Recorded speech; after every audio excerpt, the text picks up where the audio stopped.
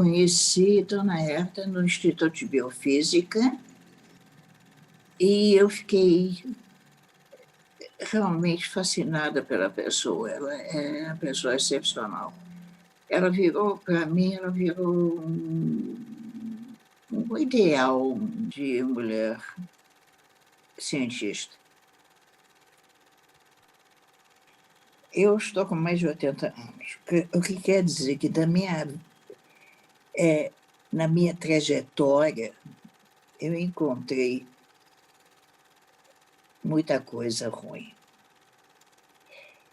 Mulher é para ficar em casa, mulher é para criar filho, mulher, no máximo, vamos tocar um pouco de piano, falar francês, coisa desse tipo.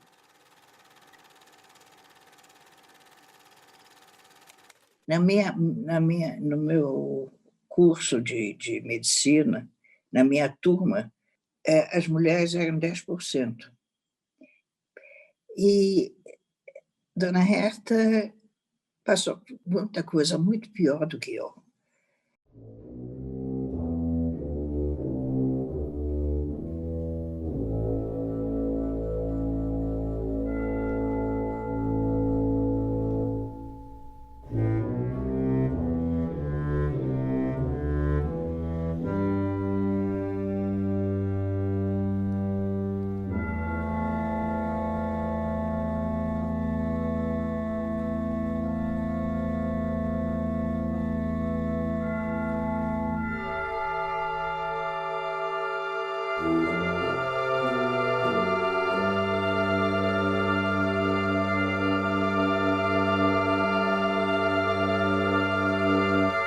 A mulher que não conseguiu seguir a carreira que ela queria fazer medicina, mas como era judia, não deixaram no máximo ela fazer um curso de treinamento técnico e coisa parecida.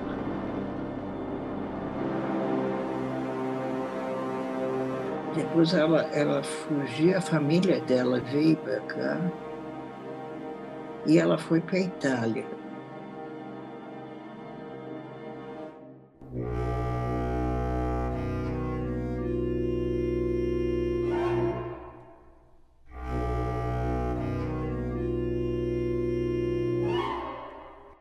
E depois veio para cá. Ela, como técnica, era extremamente boa e ela foi parar em Manguinhos. Então, ela para mim, não sei, era uma espécie de modelo. Como é que se pode ser mulher cientista?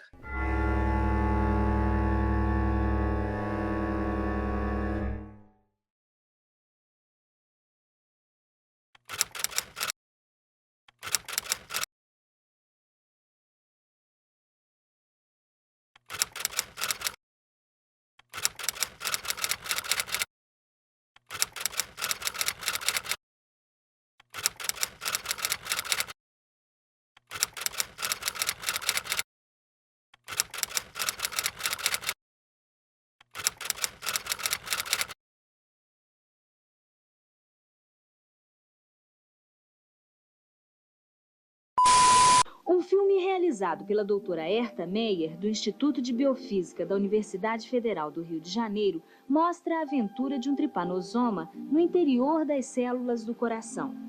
O ciclo todo em uma célula dura 4 ou 5 dias. Quer dizer que a cada 5 dias se rompe uma célula? É completado um ciclo. E de um tripanossoma a gente teria quantos outros? 120 ou mais, dependendo do tamanho da célula.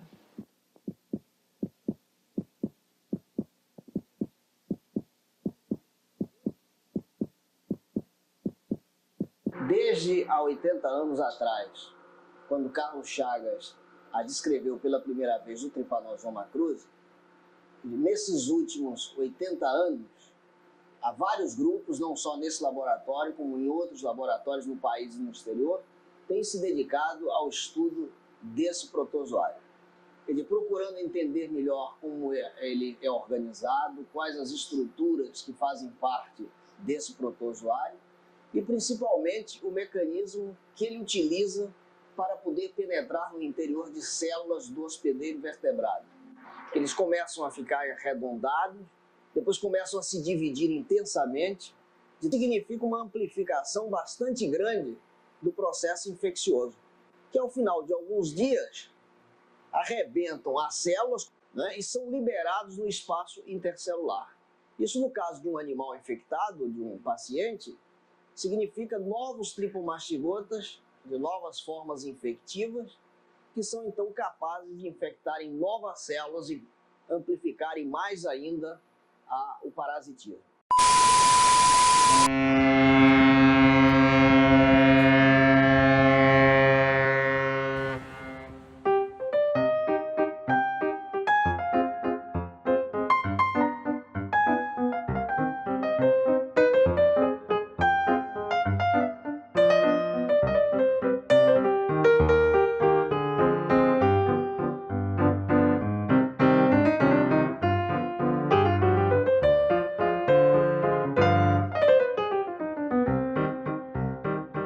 Quando ela veio para o Brasil, então ela ajudou a implantação da produção da vacina para a febre amarela na Fiocruz. Naquela época era Manguinho, o Instituto Oswaldo II, porque aquilo tudo é feito em embriões de galinha. E ela ajudou muito na febre amarela. E lá quem tinha levado ela era o Evandro Chagas, o Carlos Chagas Filho. Quando ele faleceu, todo aquele pessoal que era mais ligado a ele ficou mais desamparado dentro do IOC. E o Chagas sabia disso, levou ela para a Praia Vermelha. Então, aí conseguiu lá uma vaga de técnico especializado, porque ela não tinha uma graduação formal. Era uma técnica, só que uma técnica que já era diferenciada, porque tem artigos dela com o pessoal da Alemanha na Nature.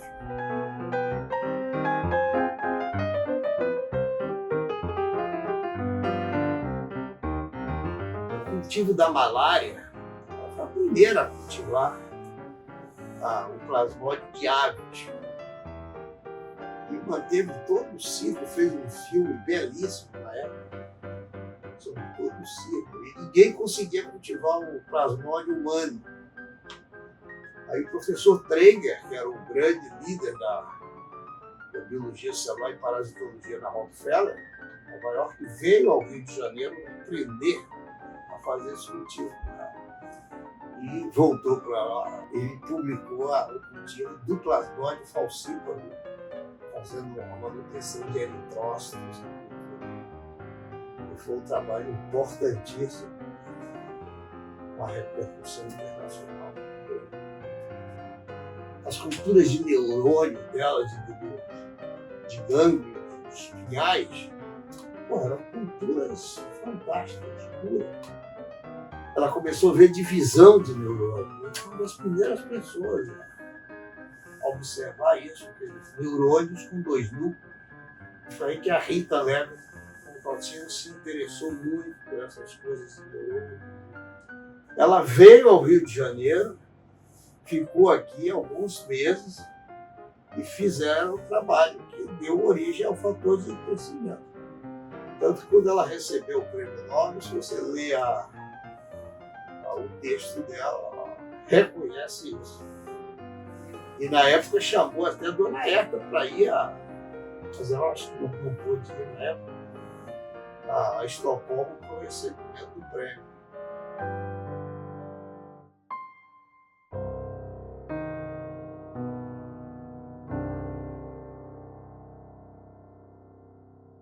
Do you think that working in isolation was actually beneficial? Do you think it allowed you to see things? I believe so, because difficulty gave a possibility to use it to the best what you have capacity. Werden immer bereit sein, diesen Frieden zu arbeiten, einen wirklichen Ausdruck wahren Frieden, der Fragen dieses Zusammenlebens geben, das auswendig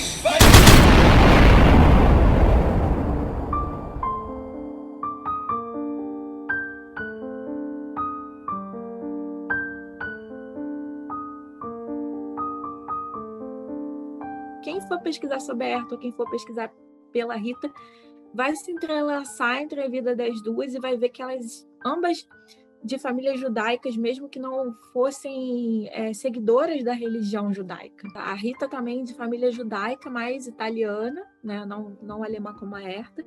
Ambas eram cientistas e estavam tendo dificuldades para fazer suas pesquisas por conta do contexto político da época. As duas se encontram nessa universidade lá em Turim, na Itália, e dali começa uma amizade que dá frutos para as pesquisas juntos.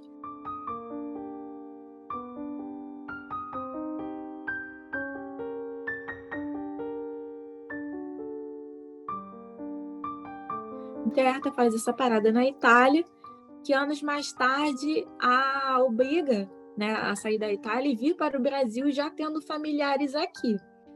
Daí os anos passam, então ela já sendo uma pesquisadora do Instituto de Biofísica, o professor Carlos Chagas Filho vai ter um pouco de trabalho para continuar mantendo ela nos quadros do Instituto. Então, assim, aquele lugar que era visto como um lugar que as pessoas conseguiam refúgio, começa a ter um pouco de problema, né?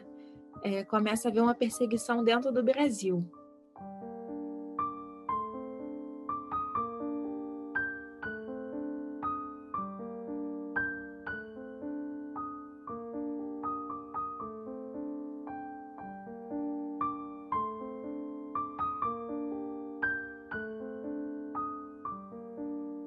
E foi um momento que ele começou a ter que amenizar, né, para não extraditarem ela, como estavam extraditando diversos estrangeiros. Então, a própria Olga, que é talvez a figura mais conhecida, né, desse movimento que Vargas faz no Brasil, que conversa com essa política fascista e nazista, ele teve que fazer o impossível para não dispensá-la, né? E viveu momentos complexos, né? Daí, já quase chegando em 50, ele consegue uma bolsa para a professora Herta e ela vai para os Estados Unidos para ficar mesmo fora da mira, né, aqui. Então, daí ela vai lá para fora e fica um período lá fora, cerca de 1 ano.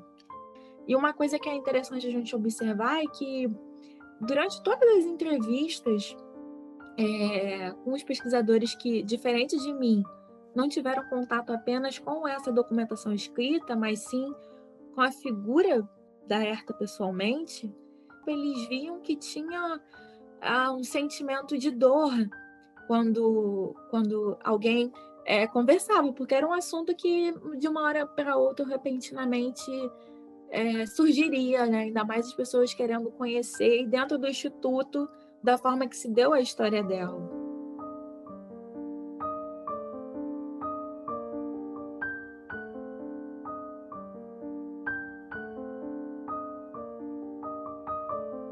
Eu a conheci nos corredores do Instituto de Biofísica, porque ela era uma figura que chamava muita atenção, porque ela tinha dificuldades para caminhar já. Isso quando eu entrei para o Instituto na década de 80, na verdade 83, eu comecei o meu estágio de iniciação científica, e o laboratório que eu fazia iniciação científica, o laboratório chefiado pela Dora Rosenthal, ficava no mesmo andar do laboratório de ultraestrutura celular, que hoje tem o nome Herta Maia. E aí, muitas vezes, eu descia a escada com a dona Herta com muita dificuldade, né? Ela descia as escadas para o subsolo ali da biofísica e já usava uma bengala. Então, ela chamava atenção por isso, pela dificuldade de locomoção e pelo fato de estar sempre muito cedo no Instituto.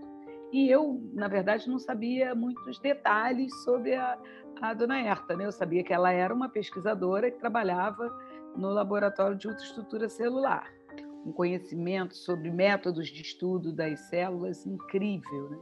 Talvez pela história de vida, era muito séria, muito comprometida. É como se o laboratório fosse a vida, né, da dona Herta, e eu não consigo imaginá-la fora daquele ambiente, né? A gente não conseguia ver além disso.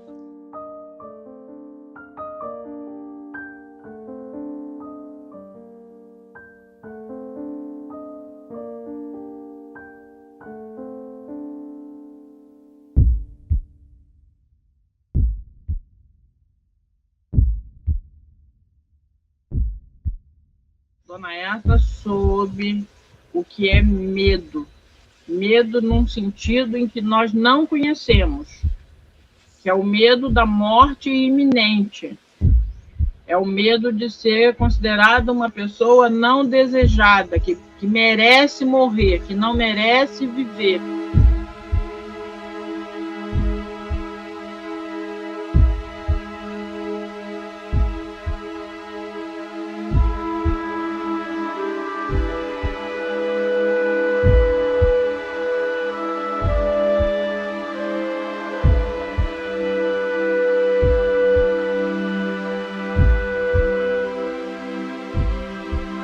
Aí ela me disse que ela vivia num estado de angústia tão grande, no período todo de guerra e o holocausto e as notícias de que estavam queimando os judeus em fornos. Ela não conseguia abrir uma janela, namorado, para nada.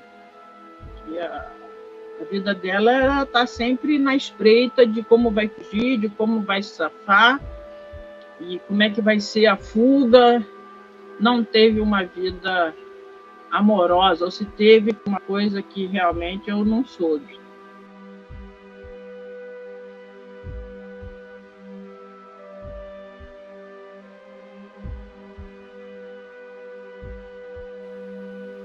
Ela tirava todo ano, ela tirava 3 semanas de férias.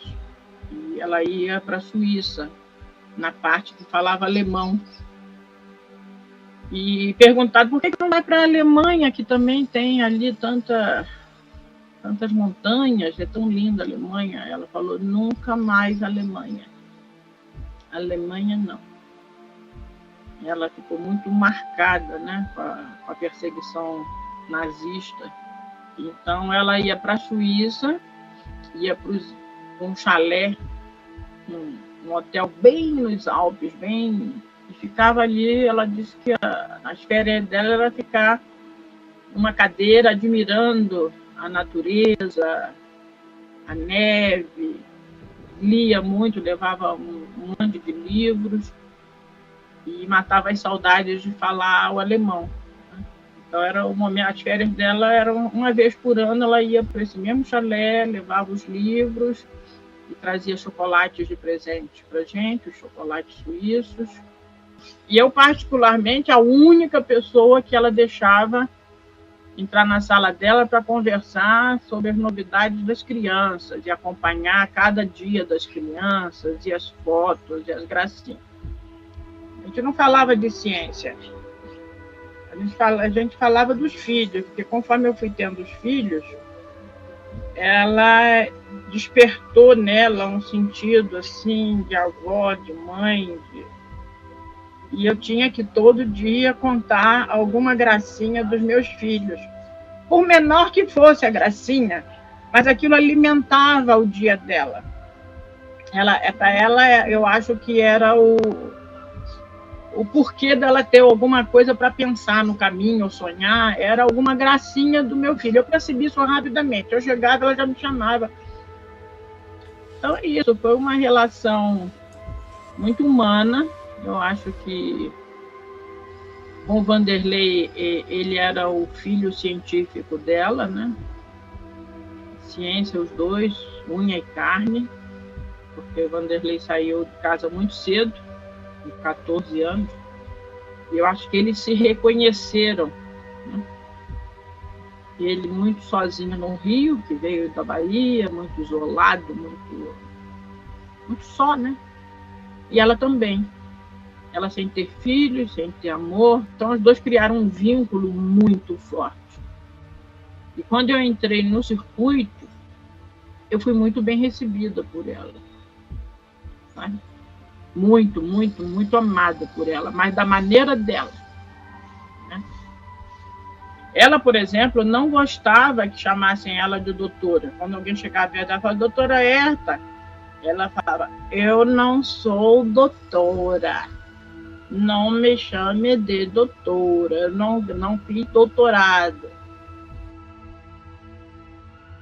E eu me lembro também uma vez que ela convidou para um almoço na casa do sobrinho. como ela morava numa casa, num apartamento de quarto e sala, foi o almoço na casa desse sobrinho, né? Lá ela ficou muito feliz de ver a gente na mesa com o sobrinho, o filho do sobrinho, ela, né? E ela tinha um irmão, e esse irmão era um amor de pessoa, era um amorzinho, e ele estava nesse almoço. Só que o irmão começou a ficar com demência, Alzheimer. Então ele entrou em demência completa. Ela tinha muito medo de também ficar assim, mas não ficou não. Ela tinha uma memória melhor do que qualquer jovem. Então, mesmo muito velhinha, ela ia ao laboratório. E como ela começou a ter problemas de saúde, e ter algumas internações, numa das vezes nós levamos ela de volta para o apartamento. Eu vi a casa, o apartamento dela. Tudo arrumadinho, tudo bonitinho, mas muito pequenininho, feito uma casinha de boneca, né? Ela falou, não, a mulher do porteiro é que arruma. Ela confiava muito na mulher do porteiro. Eu acho até que ela deixou no testamento alguma coisa para a mulher do porteiro e o porteiro. Ela tinha algum dinheiro, não tinha muito, mas sempre tem alguma economia e tal. E acho que ela comentou que ia deixar para a mulher do porteiro. E um dia, de fato, eu assisti uma cena que me marcou até hoje. Ela foi abrir simplesmente a porta, que tinha uma maçaneta redonda. Ela foi abrir a porta e a mão dela caiu porque o pulso pulverizou em 1000 pedaços os ossos, feito farinha. E é uma cena assim inesquecível, porque ela com muita dor, você pode imaginar, né? Se fosse eu, acho que eu tinha desmaiado, ou gritado, ou feito um escândalo. Mas ela com muita dor, ela não deu um gemido, ela pediu só que chamasse uma ambulância. E fui eu que fui na ambulância com ela para um hospital, né? E aí era osteoporose, estava com osteoporose, aí em último, então estava tudo farinhando já. Isso já no final da vida, né?